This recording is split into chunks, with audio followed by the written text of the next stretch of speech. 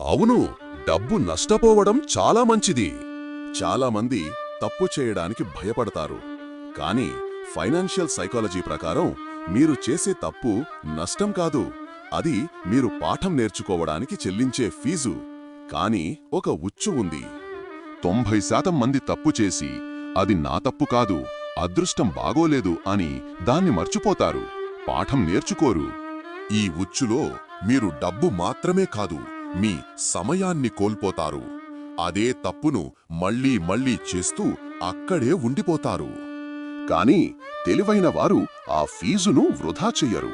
తప్పును విశ్లేషిస్తారు, అనలైజ్, ఎందుకు జరిగింది అని నేర్చుకుంటారు. ఆ తప్పును మళ్ళీ చెయ్యరు. అందుకే డబ్బు నష్టపోవడం మంచిదే, మీరు పాఠం నేర్చుకుంటే. గుర్తుంచుకోండి, మనం దేని నుంచైతే పాఠం నేర్చుకోమో అదే అసలైన ఆర్థిక తప్పు. మీరు ఈ మధ్య నేర్చుకున్న ఆర్థిక పాఠం ఏంటో కింద కామెంట్ చెయ్యండి. మీ ఫైనాన్షియల్ సైకాలజీని మార్చుకోవడానికి చుక్కానిని ఫాలో అవ్వండి.